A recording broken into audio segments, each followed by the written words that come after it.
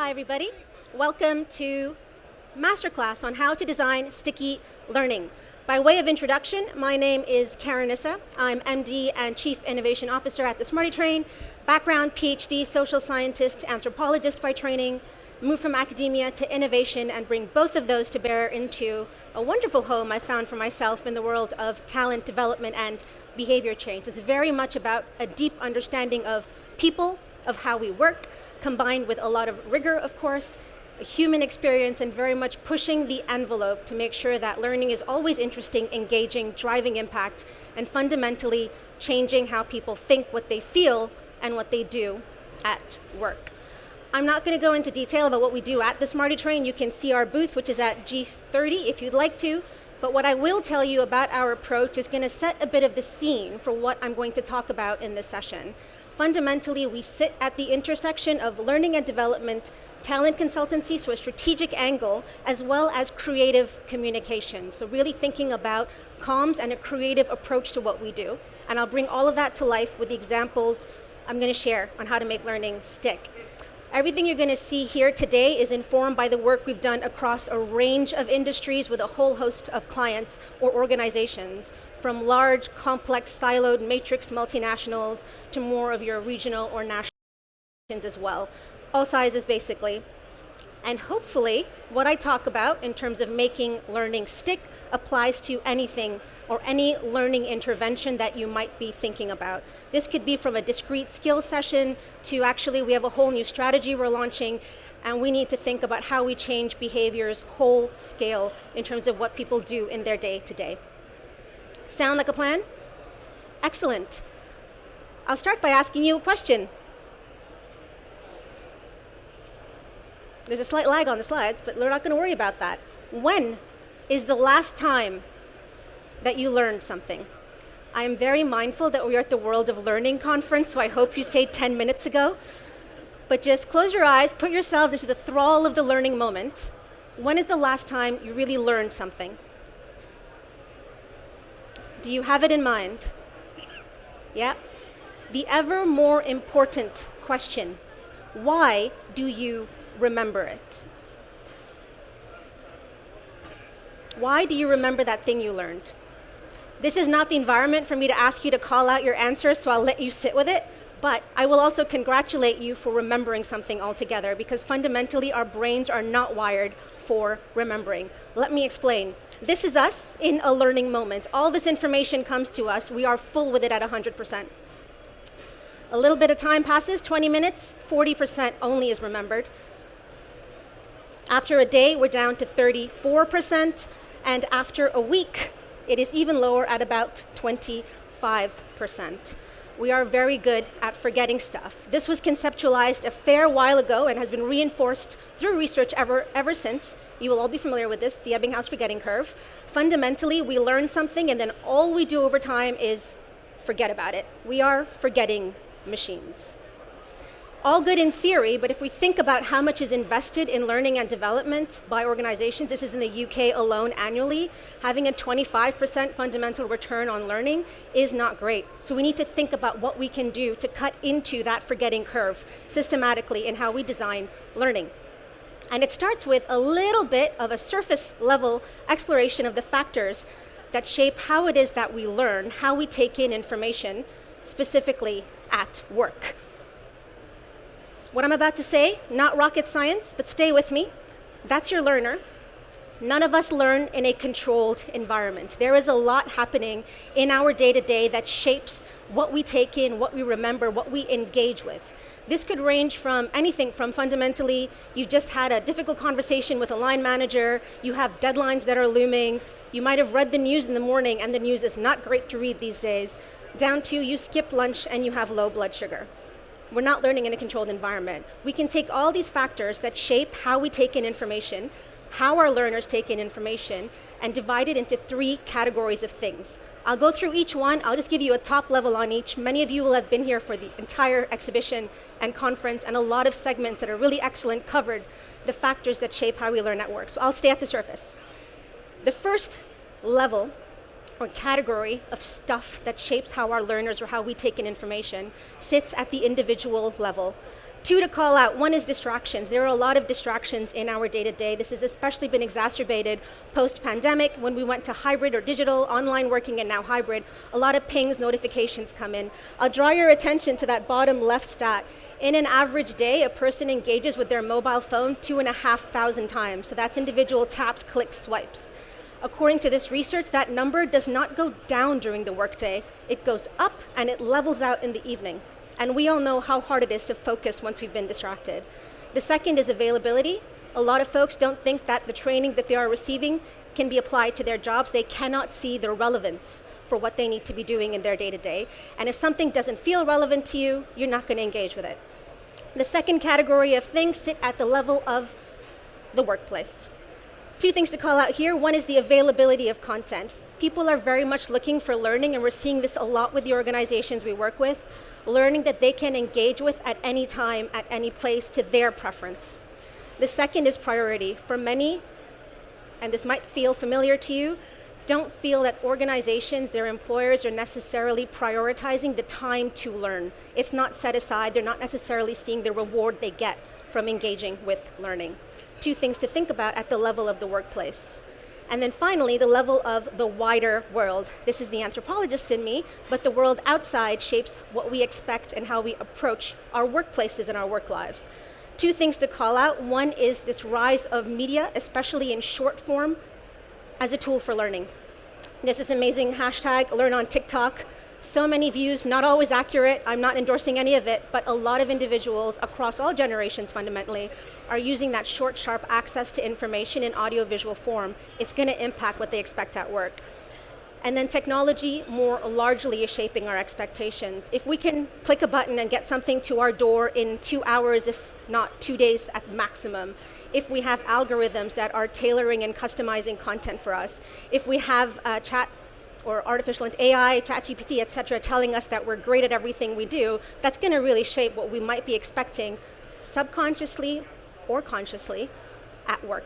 And these are things we do need to think about when it comes to how we understand what our learners are expecting and experiencing in their day-to-day, and then how that connects into what they learn.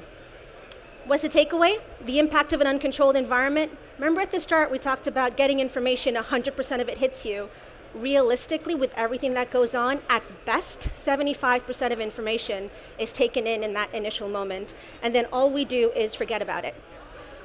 What can we do? I would not set up a whole host of pain if there weren't some solutions to it, hopefully. Two things. First is design learning that goes from that 75% to 100% intake in the initial moment. Hook attention, right? Use those factors that really make it connect with a person. And then afterward, this will sound familiar to you, re-embed that content over time in different places, different formats. When you do that, people are fundamentally relearning. The gradient of that forgetting curve, right? It goes up, it's not as steep. It can actually reach 80% recall over 60 days when done well. How do you do this? I'm going to talk about 3 things you can do to interrupt the curve and to make your learning sticky. And again, each of these things is going to apply to any kind of learning intervention you might be thinking of. I'm going to go through each of them in turn. Make it resonate, make it simple, make it sensory. I'm going to go through each in turn, give a little example of what this looks like in the wild, break down some of the science, and then show what this looks like in practice. You're all professionals, so if you tell me we know the science, move on, I will move on. Just tell me, okay? All right, great. Let's start with making it resonate. So, a question for you. In 2023, for the trivia masters in the room, only one of the UK's top 10 albums of the year was a new release. Which one was it? I'll give you a clue. It was era-defining. Taylor Swift, that's right. It was also a re-release of her, or re-recording of her previous content. A very simple way to make a pretty simple point, which is that our brains love what is familiar to us. This all goes down to resonance science. If we see ourselves in something, if it's familiar, we're more likely to engage with it, to connect with it, and when it comes to learning, to use it subsequently as well. Some of the science that sits behind this, again, you'll all be familiar. I'll baseline us very quickly. It's down to schema theory. We organize information in our brains, or in the world in our brains, by categorizing it. Our brain looks for patterns, it makes up categories, and then when we get new information, we use that new information and try to map it onto our existing mental frameworks. If we have an existing mental framework for information, our brain has to spend less energy making sense of that information, which means it's more likely to engage with it, think about it, and importantly, retain it. We don't want our learners to spend their cognitive effort in understanding or connecting with content. We want them to spend it on interpreting what that means for them in their day-to-day and applying it. Yeah?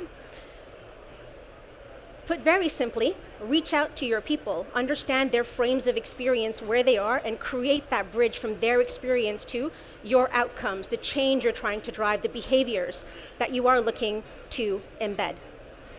What does this look like in practice? Think about self-directed application. You can take concepts and then allow people the space to think about how do they apply this in their day-to-day and give them the resources, scaffolding provided, to then apply it in a structured fashion. Something else which we found to be incredibly effective is in-role practices, breaking down skills into specific behaviors that can be applied and really practiced. If you have a minute, do this. If you have 5 minutes, do that. 15 minutes, which makes it accessible, easy to do, and you're building that muscle of application fundamentally. But the key thing, especially in a large organization, is you're giving people the agency and ownership to translate a skill into how they would apply it, what it means for them within their own frames of reference and experience. Nudges in the moment can be quite effective, especially if you tie these to what's happening in a calendar year, right? So around performance management time, you're pushing content, you're saying this is what you could be thinking about, reminder of this. Remember, it's all about re-embedding content over time. And the gold standard, if you can do it, is to really think about learning as a campaign. So you have an initiative, you want to drive a behavior change. How is that being activated across all kinds of touch points? From, you can see here, performance management, I know what this means to me, to short, sharp comms of this is how this applies to us, this is why it matters, to guides that people can practice. I'll point your attention to the very similar and unified look and feel of all of these assets. I'll talk about visuals and using multiple senses, but you're anchoring people, you're priming them to know what to expect. Their brain can connect with that information, map it onto the framework, and then poof, they're off to the races applying it. All right? Make it simple. This is a challenge that Wired magazine does. I think they still do it, where they would give out a prompt and they'd say to folks, give us a 6-word story. This is a prompt they'd given a little while back, a story about an AI on trial. And they asked readers, 6-word story for this. Here's some great examples and submissions. The middle one's the winner. Those are some honorable mentions that we quite enjoyed. But as you can see, there's a whole lot packed into those 6 words, right? Fundamentally, a story has some kind of character, some kind of narrative to it. 6-word stories are an example, or they fall in the tradition of flash fiction, which itself has a long history. In fact, it goes back to prehistory, before we had anything written down, when oral communication was what we fundamentally did to communicate.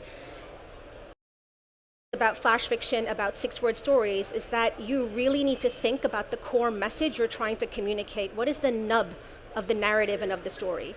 As learning professionals, we all know that if we design something absolutely brilliant, this is a TST rule of thumb, great design, people will take away and remember one thing. If you design the best thing ever, they'll take away 3 things. It's not going to be much more, right? So you really need to think about what is it that you want people to take away, and therefore what are you reinforcing consistently, especially with all those distractions that come up in a day-to-day and impact how people take in that information, what they might remember and just fundamentally forget.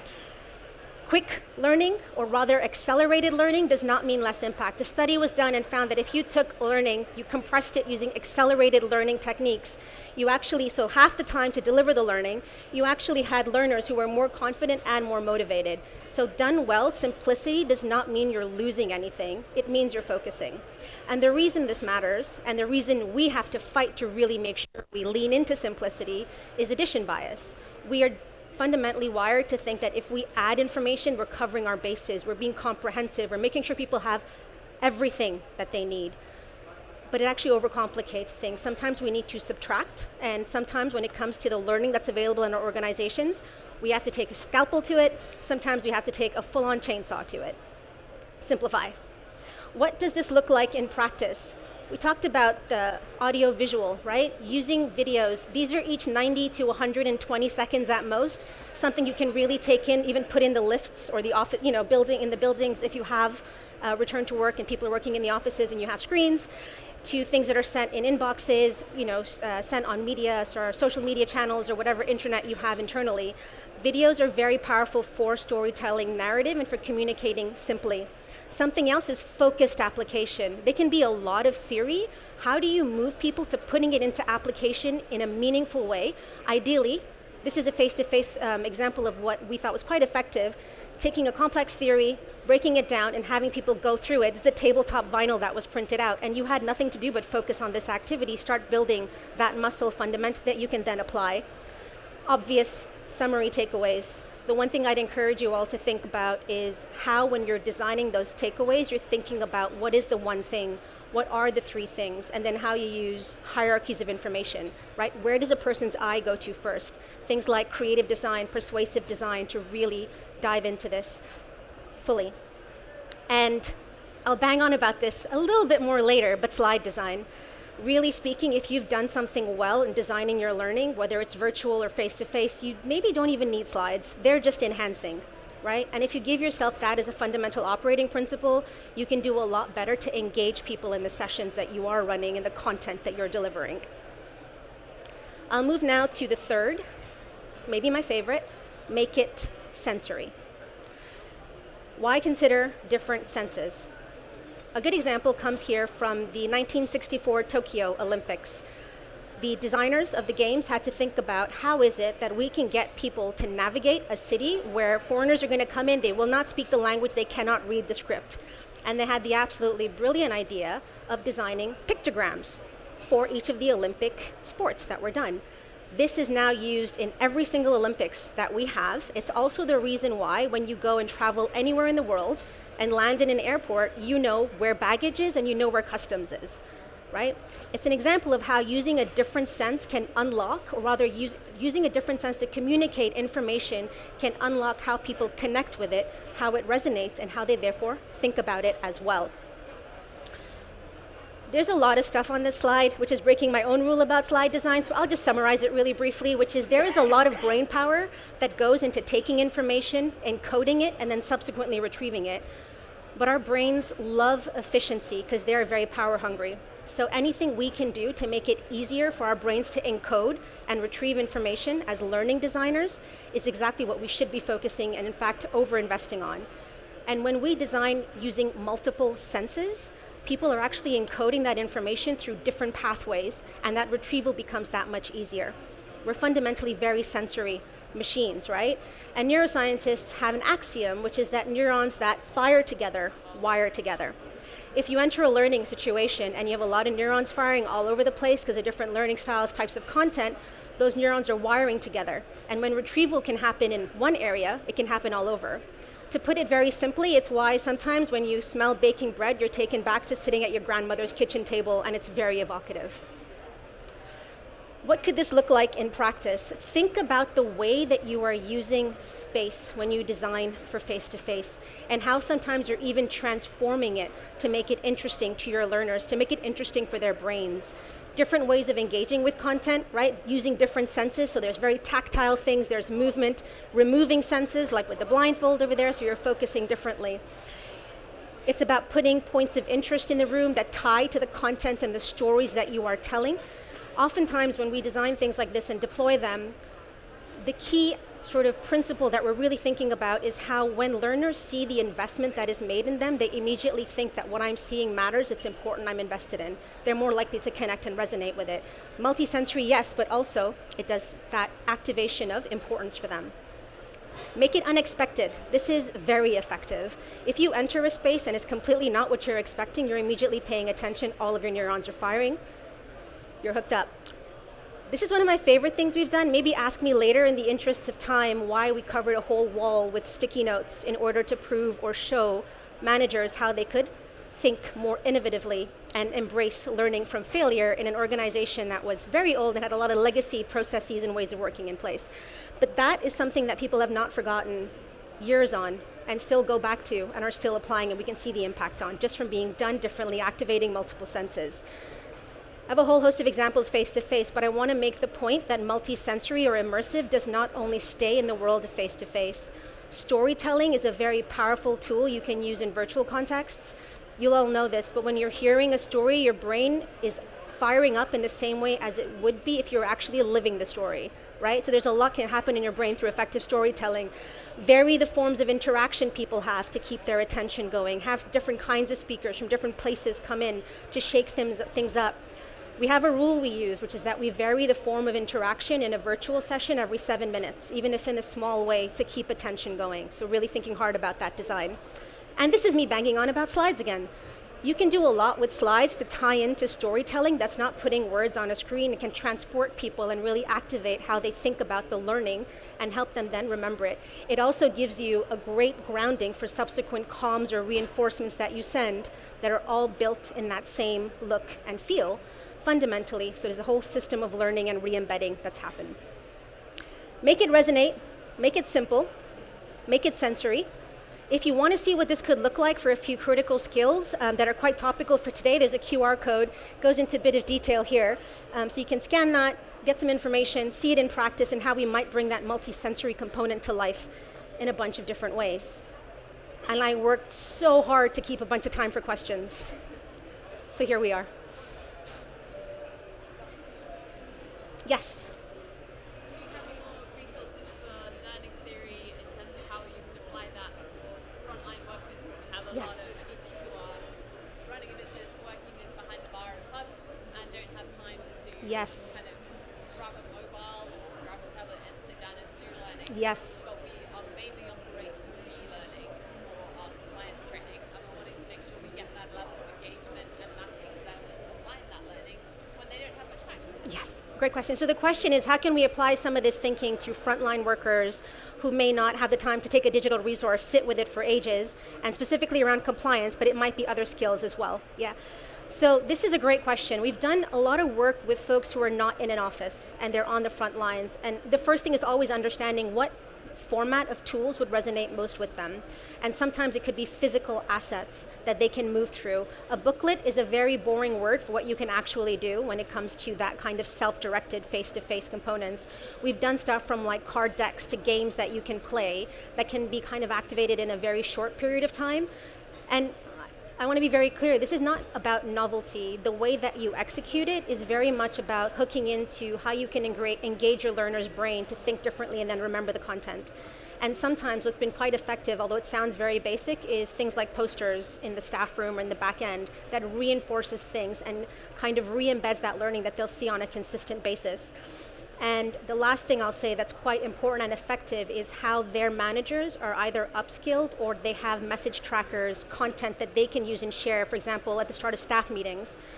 Oftentimes, as someone who's on the front lines, you'll learn by what you're doing, but you'll listen most to your plus one than anybody else. And if your plus ones are consistent in the narrative they're telling, in how they're speaking about the skills you need or the behaviors you need to apply, it can be very effective indeed.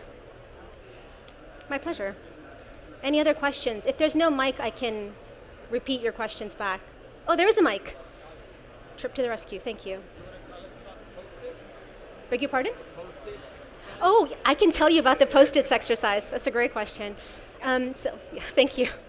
So that was an organization, it's one of the oldest organizations in Britain, and their CEO said we need our leaders and managers to change how they think because we have to drive innovation to stay relevant in the future. And so they had a whole vision and strategy. We took over their learning center, transformed it. So I think there was about 8 pillars to their vision. Each of those pillars was an immersive experience they went through. That one specifically was about fostering an innovative mindset and being okay to embrace failure, which is very hard to do when your organization's been around for hundreds of years, and so have the systems, behaviors, and people. Everything in that room, so the wall was covered in Post-its, the chairs were covered in bubble wrap. When everybody came in, they got a chocolate chip cookie. All of those are inventions that resulted from failure, from getting it wrong before you got it right. A very simple way to make the point and then move into the frameworks, like as a 2x2 matrix, an entire behavioral thing on how you land that. But what sticks with you is actually look at what could come and you're sitting in that space for it as well. And the impact it makes on connecting the content with what's around you is incredibly impactful, and it was one of the standout moments as well. And as a piece of background information, we had a lot of people, like we had 4 different individuals putting the Post-its in that room, and it was quite fun to see how everyone took a different track. One was all gridded, one put a whole portrait of a flower on their wall. It was very impressive. So that was the Post-its. Thank you. Any other questions?